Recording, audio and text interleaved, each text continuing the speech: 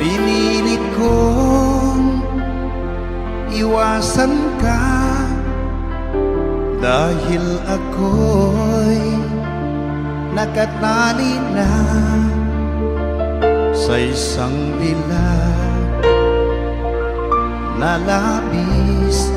Minahal ko ng tapat at hindi magbabago kailan pa man. Ngunit habang tumatagal, sa'kin lalo kang napamahal. Ang puso ko'y nalilito dahil sa naramdaman. Ano ang aking gagawin?